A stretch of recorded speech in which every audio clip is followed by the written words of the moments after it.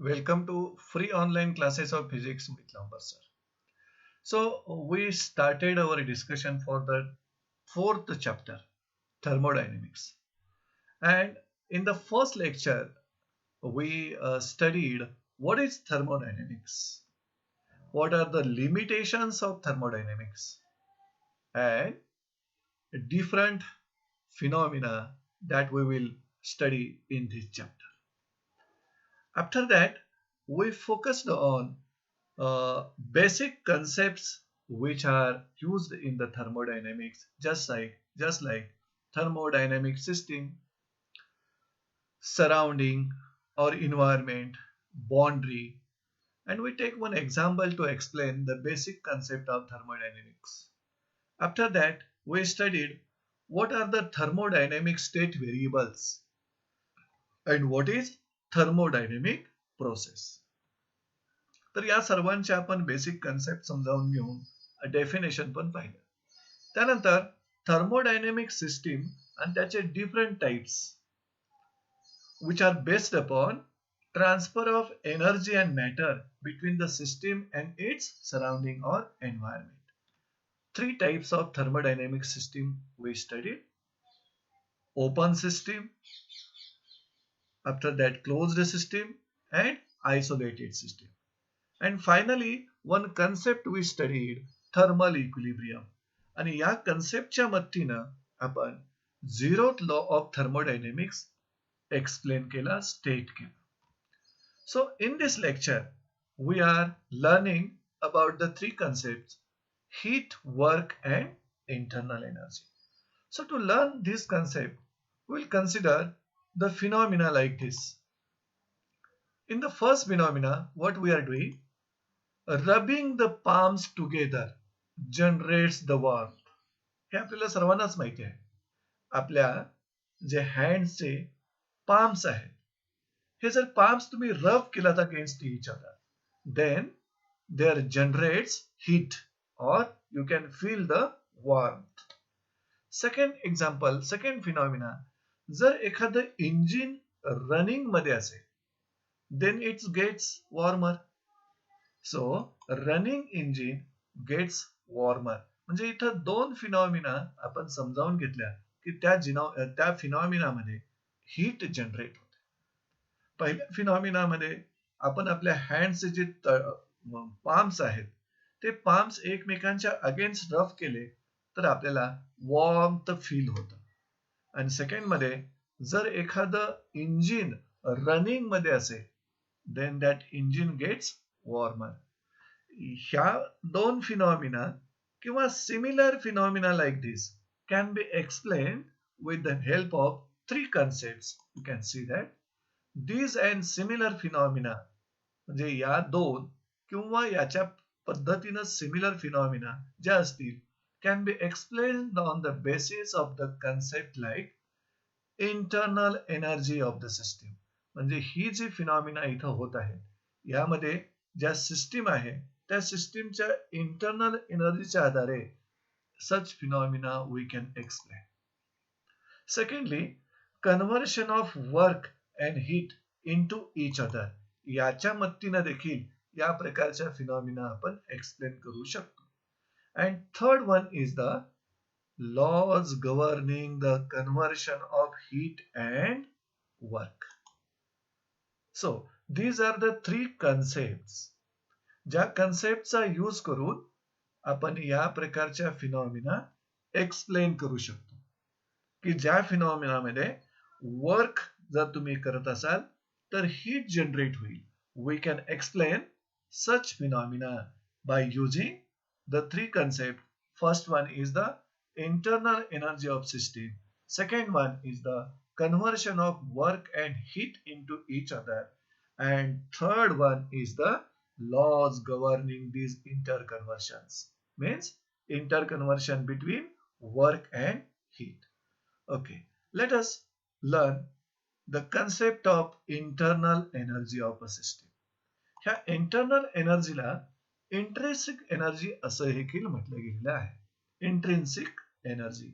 आणि या internal एनर्जीच्या representation साठी आपण लेटर यूज करत आहोत कॅपिटल यू. ह्या इंटरनल एनर्जीला आपण जर डिफाईन करायचं म्हटलं तर sum of different types of energies present in a system is called internal energy of system. आपल्याला माहिती आहे सिस्टीम म्हणजे काय, थर्मोडायनेमिक सिस्टीम म्हणजे काय, collection of atoms or molecules confined within a boundary.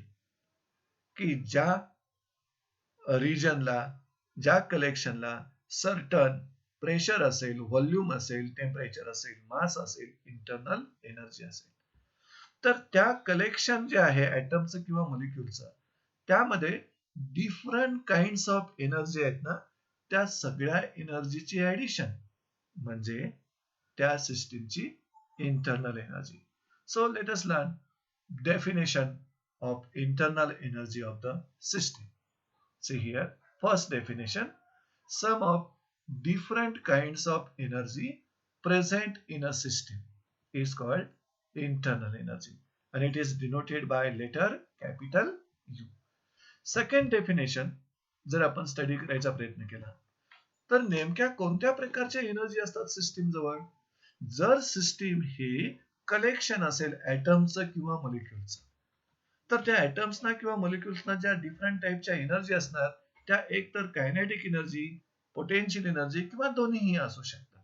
त्यामुळं second definition of internal energy will be like this, sum of kinetic energy and potential energy of atoms or molecules present in a system is called internal energy of the system.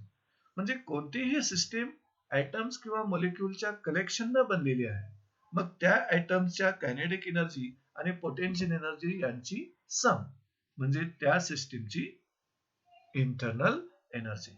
त्यामुळे total internal energy of system will be the sum of kinetic energy plus potential energy. We can write the relation for the internal energy. See here, total internal energy of system will be the sum of total kinetic energy plus total potential energy. आता ही internal energy आपण capital you न denote करायचं आहे, त्यामुळं त्या symbol मध्ये हा formula लिहूया. So here total internal energy is equal to total kinetic energy of the atoms plus total potential energy of the atoms. So like this we can find out the formula for total internal energy which is also called as the intrinsic energy. आता आपण यातील ही जी kinetic energy आहे, ह्या kinetic energy ऍटम्सला किंवा मॉलिक्युल्सना कुणापासून मिळते त्याचा study करूया. Okay, see here kinetic energy which is also called as the thermal energy. So kinetic energy of system is due to different kinetic motions of the atoms or molecules of that system. See here, kinetic energy is due to different types of kinetic motions of the atoms or molecules which are present in a system. मग कोणत्या कोणत्या टाइपच्या different kinetic motions atoms किंवा molecule जवळ असू शकतात, तर translational kinetic motion असू शकते, रोटेशनल कायनेटिक मोशन असू शकते किंवा व्हायब्रेशनल कायनेटिक मोशन असू शकते. या 3 डिफरंट कायनेटिक मोशन्स मुळे ऍटम्स किंवा मॉलिक्युल्सना ज्या एनर्जीज मिळणार आहेत त्यांना म्हणायचं kinetic energy of that system. So there are 3 different types of kinetic energy. There are 3 different types of kinetic energy. Of course, first one is the translational kinetic energy. See here, translational kinetic energy. Second one is the rotational kinetic energy. And third one is the vibrational kinetic energy. आणि ह्या तिन्ही kinetic motion atoms किंवा molecules ना असणार आहेत which are present in the system. Therefore, total kinetic energy of the atoms or molecules present in a system we can write like this.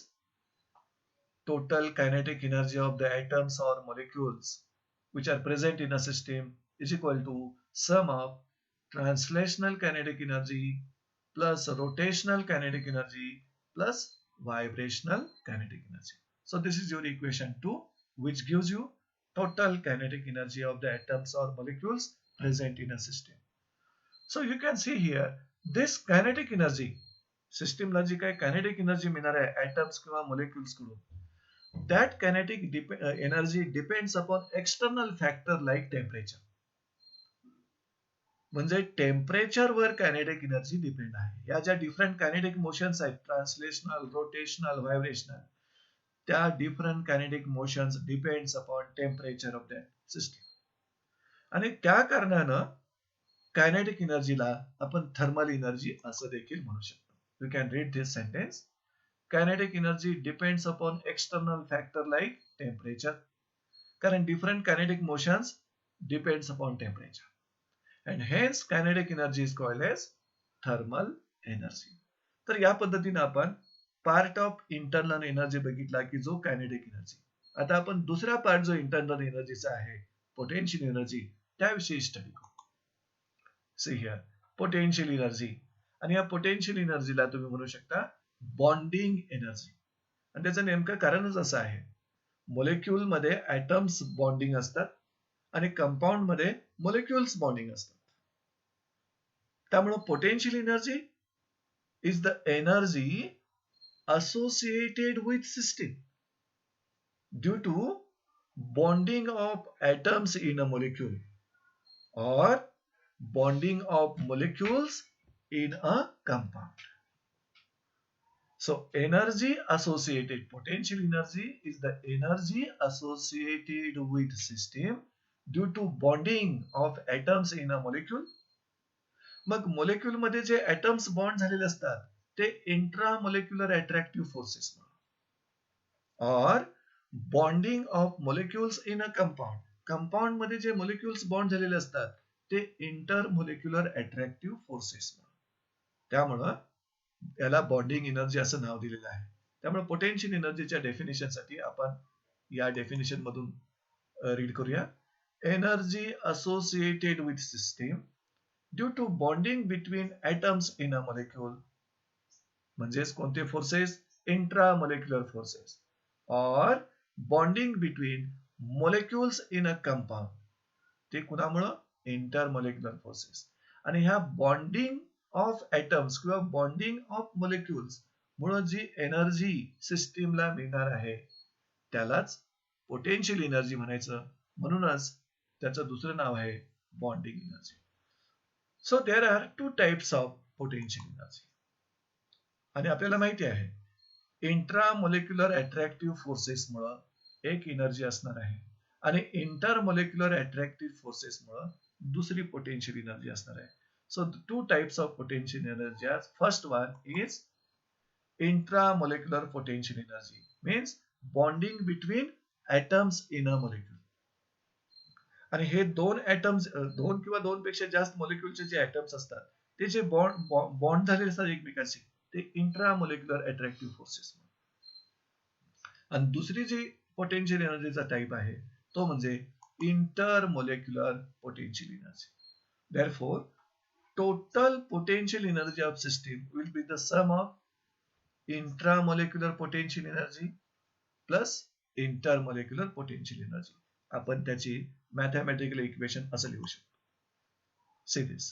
This one is the total potential energy of system, which is the sum of intramolecular म्हणजे bonding between atoms in a molecule plus intermolecular potential energy म्हणजे bonding between molecules in a compound. So in this way equation 2 gives the total kinetic energy of the system and equation 3 gives you total potential energy of the system. आणि ही total kinetic energy आणि total potential energy मिळून सिस्टीमची total internal energy तयार करणार. So from equation 1, 2 and 3 आपण या तीन equation वरून असं लिहू शकता की आपल्याला एखाद्या सिस्टीमची टोटल इंटरनल एनर्जी मिळू शकते. So from equations 1, 2 and 3, equation 1 मध्ये काय मिळालं आपल्याला? Total internal energy of system is equal to sum of total kinetic energy plus total potential energy. Equation 2 मध्ये काय मिळालं आपल्याला? Total kinetic energy which is the sum of 3 types of kinetic energy. आणि equation 3 मध्ये मिळालं total potential energy which is the sum of 2 types of potential energy. तर मुलांनो, ही जी काही इंटरनल एनर्जी सिस्टीम जवळ प्रेझेंट असते त्याची absolute value cannot be calculated. म्हणजे इंटरनल एनर्जीची ॲब्सोल्यूट व्हॅल्यू आपल्याला कॅल्क्युलेट करता येणार नाही, but one can calculate the change in internal energy. So, absolute value of internal energy cannot be calculated. Therefore, change in internal energy can be calculated. त्यामुळं equation 1, 2 आणि 3 जर तुम्ही एकत्र करत असाल तर तिथं तुम्हाला इंटरनल एनर्जीची ॲब्सोल्यूट व्हॅल्यू मिळणार नाही, कारण ती कॅल्क्युलेट करता येत नाही.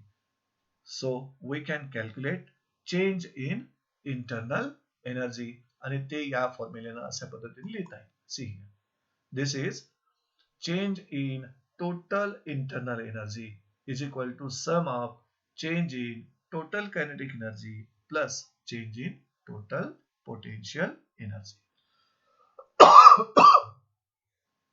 So in this way, equation 4 gives you the total change in kinetic energy of the system and total change in potential energy of the system.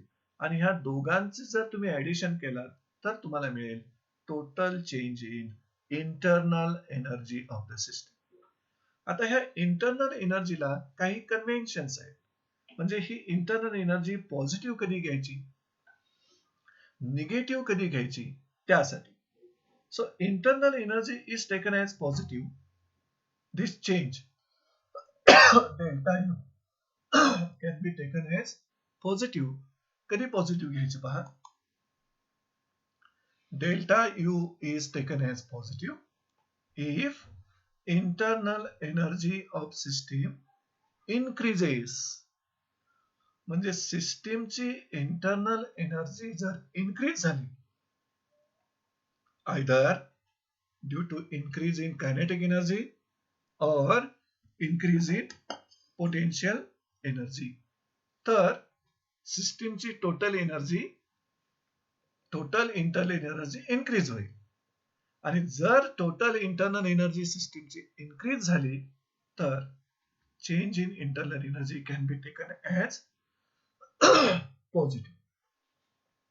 आता हा चेंज निगेटिव्ह कधी घ्यायचा? So change in internal energy can be taken as negative if internal energy of system decreases. See here, second convention. The change in internal energy is taken as negative if internal energy of system decreases. आता ही internal energy decrease होण्यासाठी यासाठी responsible kinetic energy असेल किंवा potential energy असेल किंवा दोघेही असतील. Third convention आपल्याला माहिती आहे, थर्मोडायनॅमिक हे मॅक्रोस्कोपिक सायन्स आहे. त्यामुळं हे थर्मोडायनॅमिक्स बल्क सिस्टीम बरोबर रिलेटेड असतं. It deals with the bulk system. It does not deals with the molecular किंवा ॲटॉमिक लेवल. मॅटरच्या ॲटॉमिक किंवा मोलेक्युलर लेवलला याचं डिलिंग असत नाही, रिलेट असत नाही. It deals with the bulk system. त्यामुळं एखाद्या सिस्टीमला जी काही टोटल इंटरनल एनर्जी मिळेल ती टोटल इंटरनल एनर्जीला तुम्ही म्हणू शकता macroscopic variable. Third convention, internal energy of a system is a macroscopic variable. And the fourth one is internal energy of system depends only on state of the system. कारण आपण थर्मोडायनॅमिक्सच्या limitation मध्ये study केलं की thermodynamics considers only initial and final state of the system. आणि या दोन स्टेटच्या between कितीही स्टेट जरी असतील सिस्टीम जवळ त्याचा विचार केला जात नाही थर्मोडायनॅमिक्स मध्ये. तसं एखाद्या सिस्टीमची इंटरनल एनर्जी जी आहे that internal energy depends only on state of system. मग कुणावर डिपेंड नाही? It does not depend upon the path taken to arrive the state. म्हणजे इनिशियल स्टेट असेल किंवा फायनल स्टेट असेल, इनिशियल स्टेटला अराइव्ह होण्यासाठी जो काय पाथ फॉलो केलेला आहे त्या सिस्टीमनं, त्या पाथवर इंटरनल एनर्जी डिपेंड असत नाही. It depends upon only the state of that system. So in this way, we studied the concept of internal energy, which is nothing but sum of kinetic energy and potential energy of the atoms present in a system. Let us take the example of internal energy. आता एखाद्या सिस्टमला internal energy कशी मिळू शकते त्याचे examples बघू. आपण third chapter मध्ये डिफरंट गॅसियस सिस्टीम बघितल्या, ज्या मोनोएटॉमिक गॅस पासून बनल्या होत्या, डायटॉमिक गॅस पासून बनल्या होत्या, ट्रायटॉमिक पासून बनल्या होत्या, पॉलिएटॉमिक पासून बनल्या होत्या. तर एखाद्या सिस्टीमची इंटरनल एनर्जी कशी मिळते त्यासाठी फर्स्ट एक्झाम्पल घेऊया आपण. For ideal monoatomic gas. आता आयडियल मोनोएटॉमिक गॅस जर तुमची सिस्टीम असेल, सिलेंडर मध्ये फिल केला असेल आयडियल गॅस, आणि जो मोनोएटॉमिक गॅस असेल, तर तो गॅस ही सिस्टीम राहील, सिलेंडर ही त्याची बाउंड्री राहील, आणि सिलेंडरच्या आउटसाइडला जो काय ऍटमॉस्फिअर असेल that will be the surrounding or environment. मग या ठिकाणी आयडियल मोनोएटॉमिक गॅस घेतला असाल तर its internal energy is due to translational kinetic energy of all atoms. कारण मोनोएटॉमिक गॅसचे मॉलिक्युल्स असतात ते रिजिड असतात, ते व्हायब्रेट होऊ शकत नाहीत, रोटेट होत नाही. त्यामुळं त्याच्याकडे फक्त ट्रान्सलेशनल कायनेटिक एनर्जी असते, कारण या सर्व मॉलिक्युलची पोटेन्शियल एनर्जी झिरो असते, कारण इंटरमॉलिक्युलर फोर्सेस झिरो असतात इथं. So for monoatomic gas internal energy is translational kinetic energy of atoms. म्हणजे मोनोएटॉमिक गॅसचे जे ॲटम्स आहेत त्यांना फक्त ट्रान्सलेशनल मोशन असतात, आणि त्या ट्रान्सलेशनल मोशनची कायनेटिक एनर्जी जी असेल ती म्हणजे आयडियल मोनोएटॉमिक गॅसची इंटरनल एनर्जी. आता असंच तुम्ही डायटॉमिक गॅस घेऊ शकता, ट्रायटॉमिक गॅस घेऊ शकता. आपण पॉलिएटॉमिक गॅस घेऊया. फॉर पॉलिएटॉमिक गॅस, पॉलिएटॉमिक गॅसचे जे काही ॲटम्स असतात किंवा मॉलिक्युल्स असतात, they can have the translational kinetic motion, they can rotate about the axis, they can vibrate about their main position. त्यामुळं पॉलिएटॉमिक गॅसची internal energy will be the sum of translational kinetic energy, sum of rotational kinetic energy and sum of vibrational kinetic energy. म्हणजे polyatomic gas जवळ internal energy जी येणार आहे ती sum of translational, rotational and vibrational kinetic energy of the atoms of that gas. आणि third example आपण असं घेऊया, सॉलिड्स आणि लिक्विडच्या बाबतीत इंटरनल एनर्जी कुठून येईल. So for solids and liquids, solids आणि लिक्विडच्या बाबतीत internal energy is potential energy of the molecules only. म्हणजे बॉन्डिंग एनर्जी असणार, त्या ठिकाणी बॉन्डिंग एनर्जी असणार. म्हणजे आयडियल गॅसेस जवळ फक्त कायनेटिक एनर्जी म्हणजे थर्मल एनर्जी असणार, झिरो बॉन्डिंग एनर्जी. पण सॉलिड्स आणि लिक्विड जवळ कायनेटिक एनर्जी निग्लिजिबल असेल तिथं, but potential energy will be there. So for solids and liquids, internal energy is potential energy of the molecules due to intermolecular attractive forces between that molecules. म्हणजे solids liquid जवळ असणारी internal energy is due to potential energy.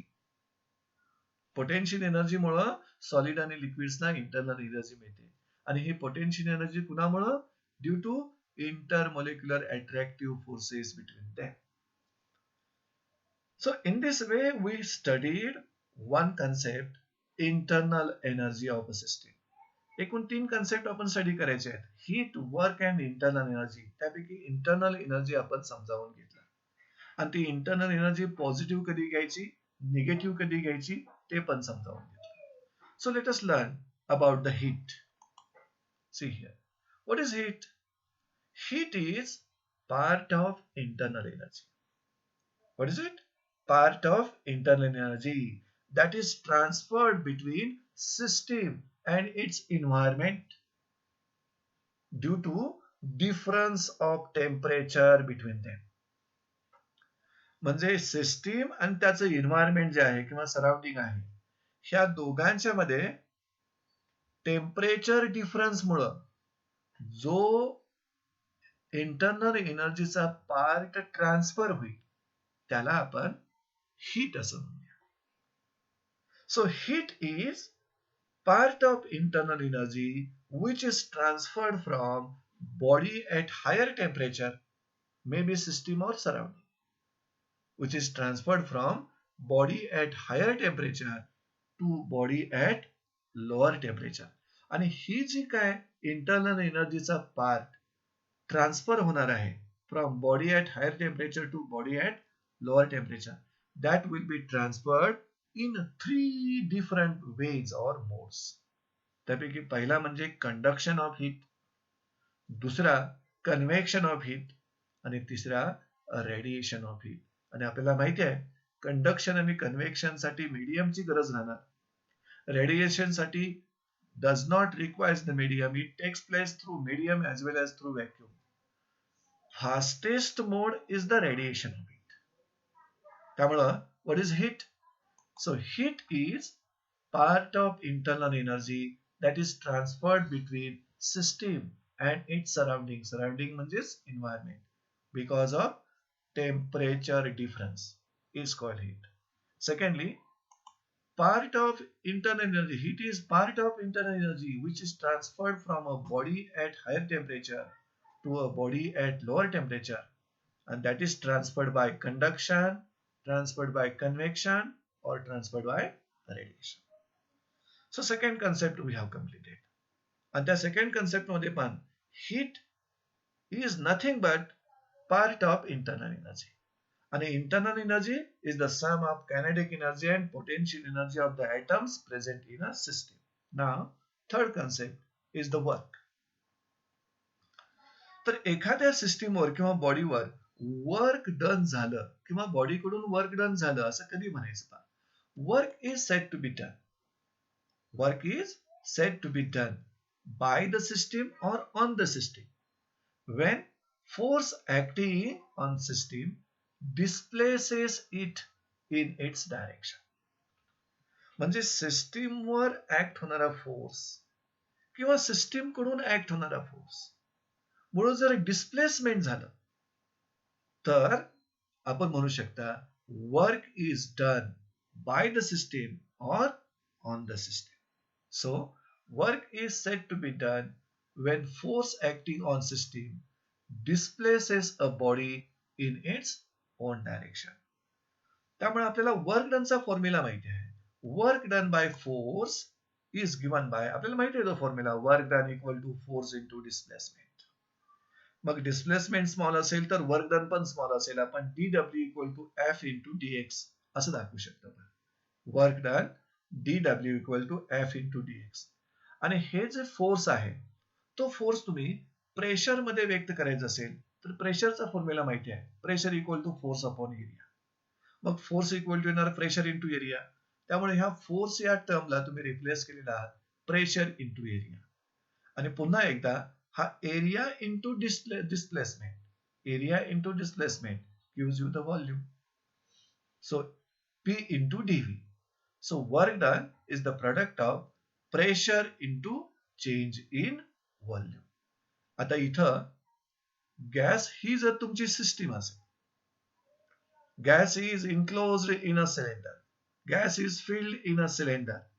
Cylinder he boundary राहील आणि सिलेंडरच्या around जे atmosphere आहे ते आपलं इन्व्हायरमेंट किंवा सराउंडिंग राहील आणि सिलेंडर मध्ये तुम्ही गॅस जो फिल केलाय ती आपली सिस्टीम राहील. मग ह्या गॅसला तुम्ही एक्सपांड होऊ देऊ शकता किंवा कॉम्प्रेस करू शकता. मग एक्सपांड झालं तर व्हॉल्यूम त्याचा इन्क्रीज होईल आणि कॉम्प्रेस झाला तर व्हॉल्यूम त्याचा डिक्रीज होईल. त्यामुळं हा डीव्ही जो आहे तो चेंज इन व्हॉल्यूम आपण लिहिताना टोटल वर्क डन असं लिहू शकता. See here therefore W equal to P into final volume minus initial volume. त्यामुळे वर्क डनचा फॉर्म्युला हा आपण या पद्धतीने लक्षात ठेवू शकतो. आफ्टर दॅट हे वर्क डन पॉझिटिव्ह कधी कन्सिडर करायचं आणि निगेटिव्ह कधी करायचं यासाठीचे काही आपण 2 केसेस बघूया. If the gas in cylinder expands, जर सिलेंडर मधला गॅस किंवा सिस्टीम जे आहे ती एक्सपांड झाली तर त्याचा व्हॉल्यूम इन्क्रीज होतो. त्यामुळे फायनल व्हॉल्यूम हा ग्रेटर असतो दॅन द इनिशियल व्हॉल्यूम. आणि इन दॅट केस समजा gas is filled in cylinder fitted with piston. Piston कसा आहे, तो मुव्हेबल आहे, फ्रिक्शनलेस आहे, मासलेस असेल तर त्या पिस्टनचं डिस्प्लेसमेंट होईल व्हेन गॅस एक्सपांड्स. आणि त्यावेळी गॅस कडून वर्क डन झालं असं म्हणायचं. So if the gas expands, volume increases.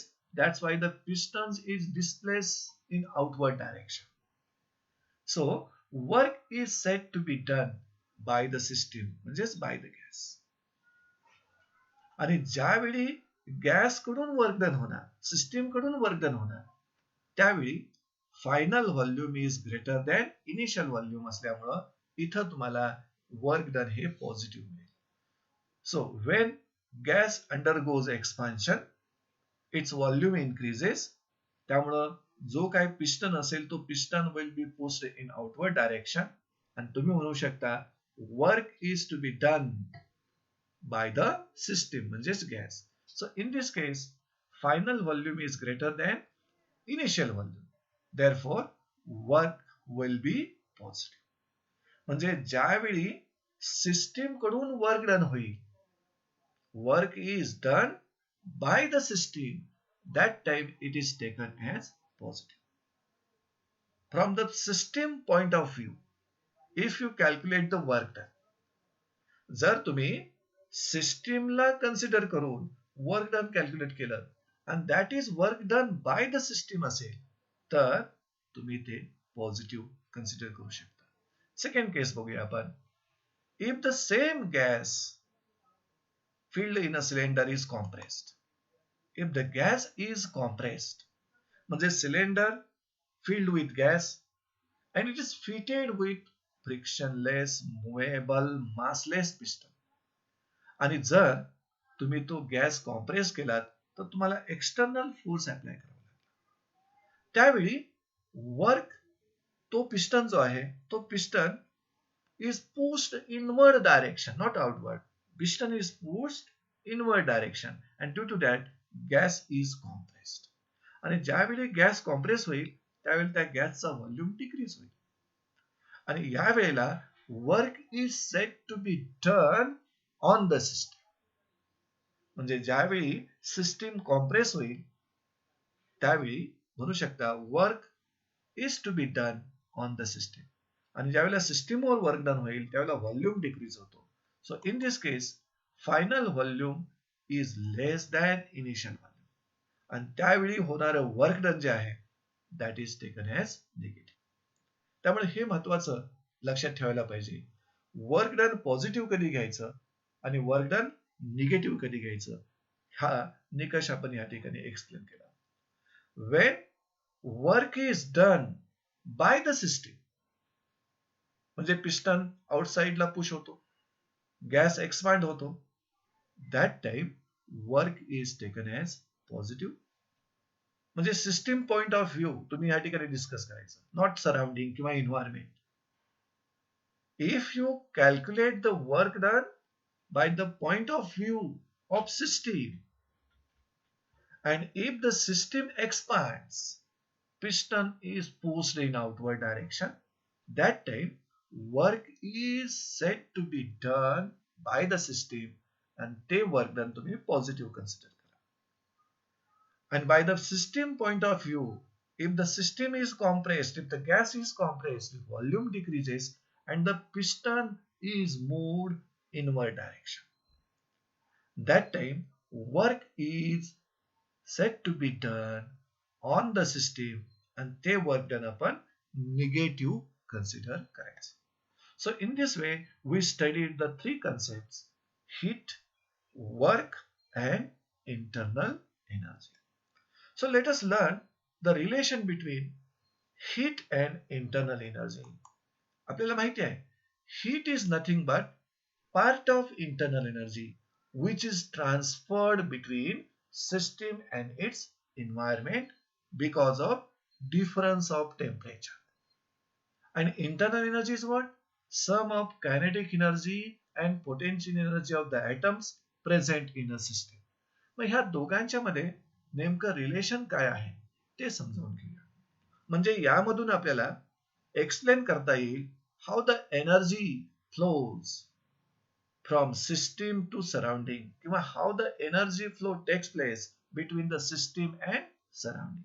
For that we will consider a system and surrounding. म्हणजे system is kept in a surrounding and त्यांचं temperature आपण consider करू. See here.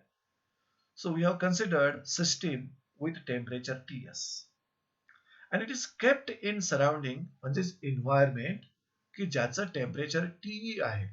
कारण सराउंडिंगचं टेम्परेचर पण TS ला दाखवलं आणि सिस्टीमचं टेम्परेचर पण TS ला दाखवलं त्यामध्ये डिफरन्शिएट करता येणार नाही. त्यामुळे फक्त सिस्टीमचं टेम्परेचर आपण TS न दाखवूया आणि सराउंडिंगच्या ऐवजी आपण एन्व्हायरमेंट म्हणू शकतो. मग एन्व्हायरमेंटचं टेम्परेचर आपण TE न दाखवूया.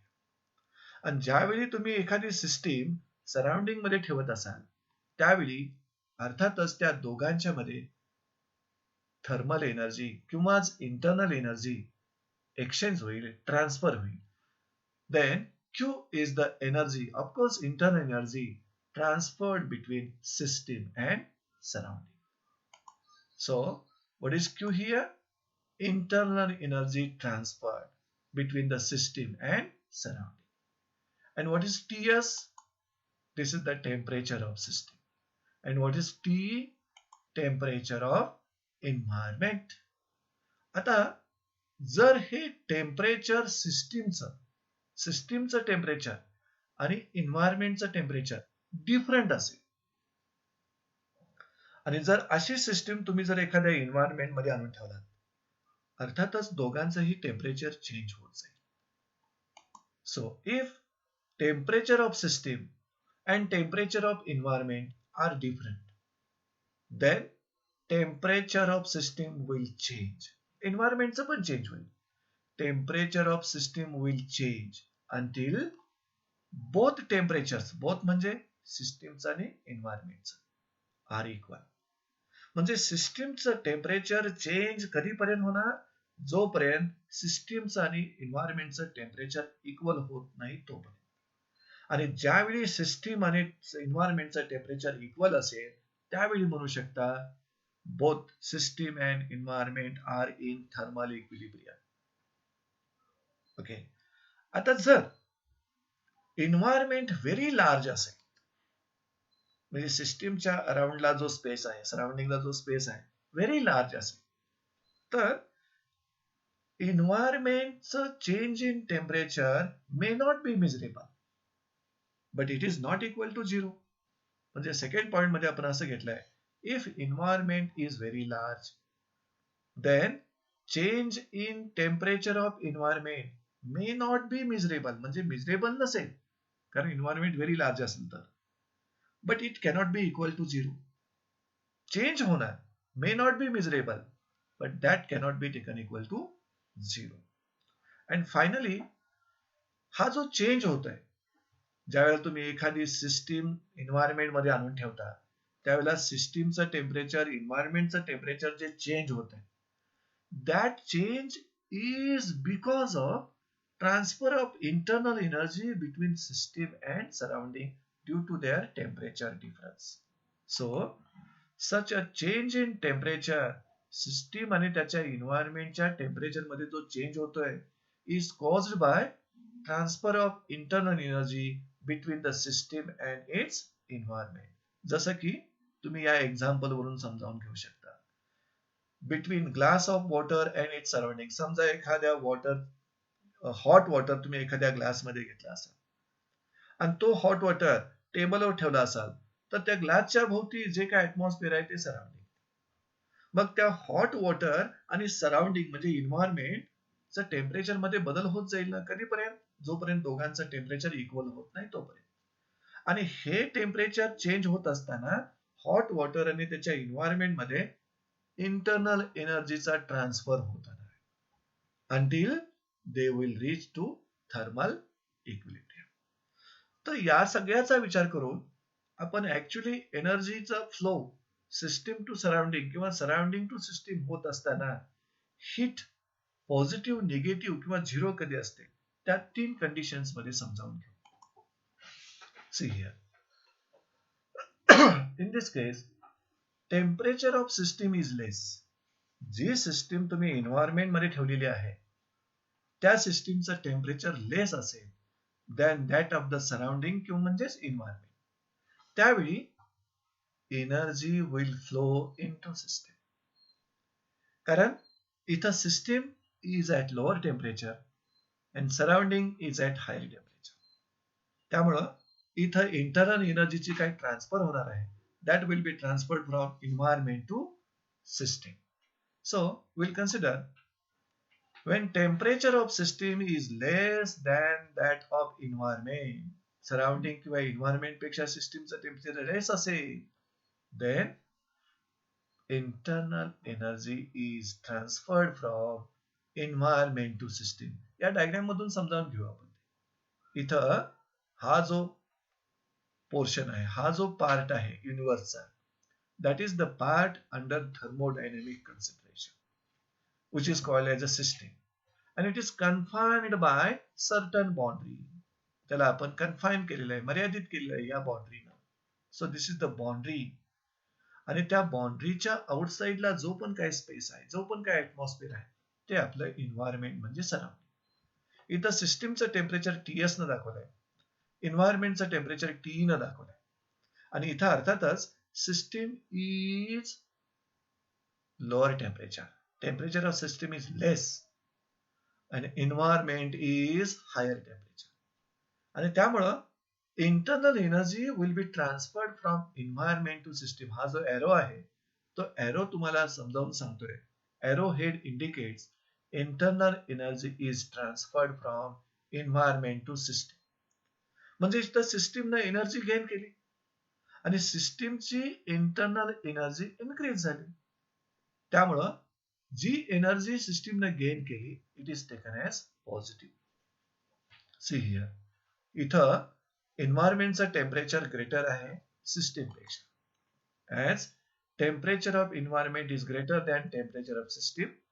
इथं system gains energy, system absorbs energy, त्यामुळे सिस्टीमची इंटरनल एनर्जी इन्क्रीज होईल. That's why this Q, which is internal energy, is taken as positive. So this is the first case. ज्यावेळी टेम्परेचर ऑफ सिस्टीम लेस होतं त्याच्या environment पेक्षा. आता second case मध्ये आपण असं घेऊ, temperature of system is more than that of its environment. See here, second case मध्ये temperature of the system is more than that of the surrounding किंवा एन्व्हायरमेंट. त्यावेळी इंटरनल एनर्जीचा फ्लो कसा होईल तो एक्सप्लेन करायचा आहे.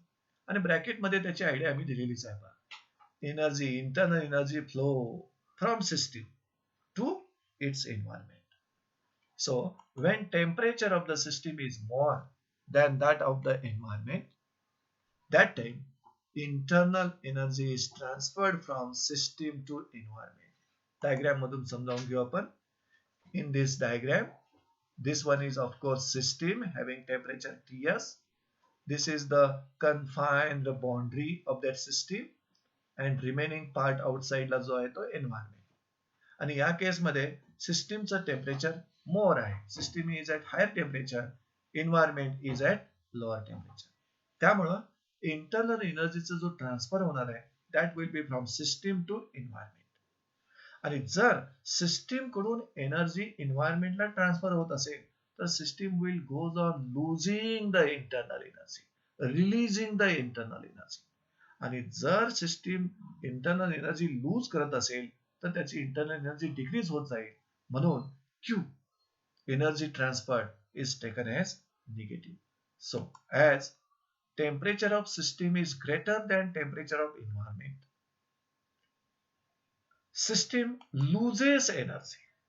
सिस्टीम कडून एनर्जी, इंटरनल एनर्जी लूज होत जाईल, म्हणजे त्याची इंटरनल एनर्जी डिक्रीज होईल. Therefore Q is taken as negative. So this was the second case to explain how the energy transfer takes place between the system and its environment. आता third केस मध्ये दोघेही same टेम्परेचरला असतील. See here, temperature of the system is same as that of the surrounding म्हणजे environment. आणि त्यावेळी no transfer of energy म्हणजे एनर्जीचा flow होणार नाही. Energy will not flow from surrounding किंवा एन्व्हायरमेंट टू सिस्टीम और system to environment. See here, when temperature of system and environment is equal, म्हणजे दोघे थर्मल इक्विलिब्रियम मध्ये असतील, then system and environment are in thermal equilibrium. Okay, hence there is no transfer of internal energy between system and environment. You can see this diagram also. या diagram मध्ये तुम्हाला arrow जो आहे energy फ्लोचा दाखवलेला नाही. याचा अर्थ there is no transfer of internal energy between system and surrounding. What is the reason? Both are at same temperature. जेवढं एन्व्हायरमेंटचं टेम्परेचर आहे तेवढं सिस्टीमचं टेम्परेचर आहे, म्हणजे दोघेही थर्मल इक्विलिब्रियम मध्ये आहे.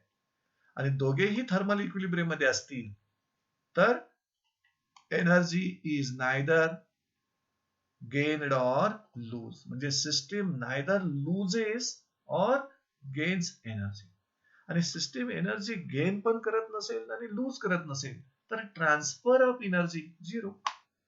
So Q equal to zero. आता यावरून आपण काही हे जे क्यू आहे ते पॉझिटिव्ह कधी निगेटिव्ह कधी घ्यायचं त्याविषयी आपण माहिती घेऊ. So during the process, during the transfer of internal energy between system and surrounding we observe following convention. दोन कन्व्हेन्शन आपण ऑब्झर्व केले. कारण फर्स्ट केस मध्ये आणि सेकंड केस मध्ये इंटरनल एनर्जी ट्रान्सफर झाली. फर्स्ट केस मध्ये एन्व्हायरमेंट कडून सिस्टीमला एनर्जी मिळाली आणि सेकंड केस मध्ये सिस्टीम कडून एनर्जी ट्रान्सफर झाली ती एन्व्हायरमेंटला मिळाली. So during the transfer of internal energy we observe the following convention. पहिल्या कन्व्हेन्शन मध्ये काय पहा, when energy is transferred from system, energy is transferred to system from its surrounding. म्हणजे सराउंडिंग कडून इंटरनल एनर्जी ट्रान्सफर झाली आणि ती सिस्टीमला मिळाली तर सिस्टीमने एनर्जी गेन केली, ऍब्झॉर्ब केली. We say that system gains energy किंवा ऍब्झॉर्ब्स एनर्जी, म्हणजे सिस्टीमची एनर्जी इन्क्रीज झाली. So it is positive. म्हणजे सिस्टीमची इंटरनल एनर्जी इन्क्रीज झाली तर ती पॉझिटिव्ह कन्सिडर करायची. आणि सेकंड केस मध्ये when energy is transferred from system to its surrounding म्हणजे environment, we say that system loses energy or releases energy, म्हणजे सिस्टीमची इंटरनल एनर्जी डिक्रीज झाली आणि इंटरनल एनर्जी डिक्रीज होत असेल it can be taken as negative. त्यामुळं internal energy positive कधी घ्यायची निगेटिव्ह कधी घ्यायची ते तुम्हाला या कन्व्हेन्शन मधून कळणार. So in this way we studied the relation between heat and internal energy. So with this, we are ending this lecture. Thank you, friends.